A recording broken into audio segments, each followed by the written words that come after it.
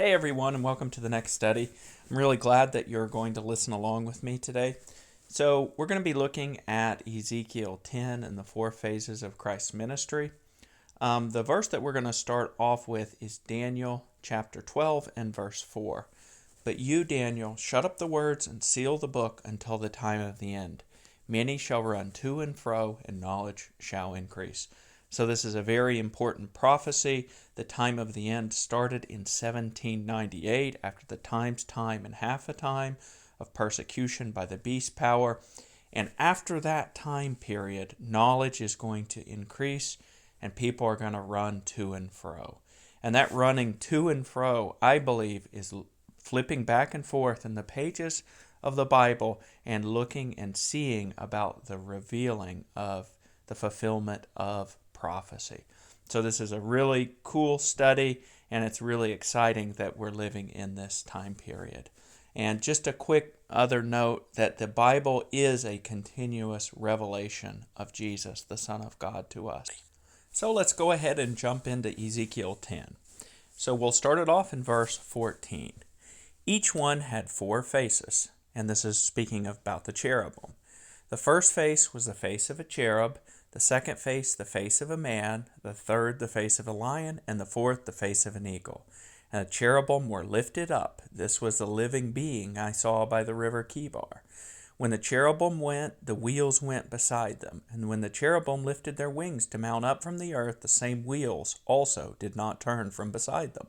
When the cherubim stood still, the wheels stood still. And when one was lifted up, the other was lifted up, for the spirit of life was in them. So, reviewing real quick from that verse, we see four distinct faces of these cherubim, which again correspond to four time periods of Christ's ministry. We have the face of the cherub, which is Jesus with God in heaven originally. We have the face of a man, Jesus' earthly ministry. We have the face of the lion, which Jesus came into that time period after the crucifixion, then the resurrection and the ascension. And then we have the time period of the eagle, which is judgment, which is started actually back October 22nd, 1844. So those are the overall time periods. And now we're going to go ahead and jump into phase 1, which is the cherub. But before we do that, let's look at one just small side note, and that is when we study Ezekiel chapters 40 through 47, it is the message about the sanctuary and returning to the truth of the sanctuary. That's a very important aspect for Adventists because we have turned our back on the truth of the sanctuary. But when we look at these four distinct phases, we see also the progression and the movement through the sanctuary. We've got the outer court, we've got the inner court, we've got the holy place, and we've got the most holy place. So as we progress through these four phases, please remember the sanctuary and the four progressions there as well. So with that said, let's go ahead and talk about the phase 1, the cherub. So phase 1, we've got Jesus with God in heaven. He isn't called Jesus at this point. His name is Michael, which means he who is what God is. So let's go ahead and jump into Scripture now, as I've spoken without Scripture long enough. So John chapter 1, verse 1, in the beginning was the Word, and the Word was with God, and the Word was God. He was in the beginning with God. So here we have Jesus being begotten from the Father in the beginning.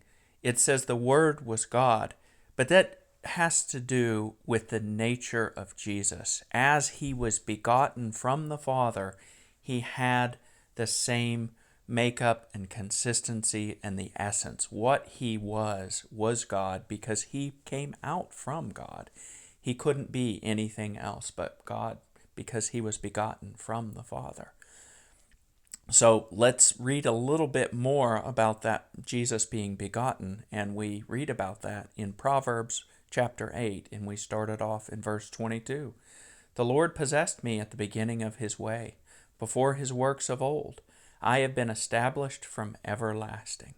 From the beginning, before there was ever an earth, when there were no depths, I was brought forth. Jesus was begotten. When there were no fountains abounding with water, before the mountains were settled, before the hills, I was brought forth. While as yet he had not made the earth or the fields. He's talking about the Father. Or the primal dust of the world. When he prepared the heavens, I was there. When he drew a circle on the face of the deep.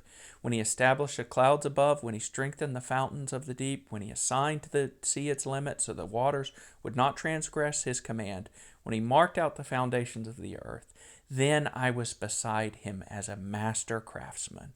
Again, the counsel of peace was between them both, God and Jesus working together to accomplish creation. Jesus creating in the power of God. And I was daily his delight, rejoicing always before him, rejoicing in the inhabited world, and my delight was with the sons of men. So the next section we'll look at in Scripture is Luke 10, and this is Jesus talking to his disciples, talking about his experience in heaven with the Father. And we'll pick it up in verse 17. Then the 70 returned with joy, saying, Lord, even the demons are subject to us in your name.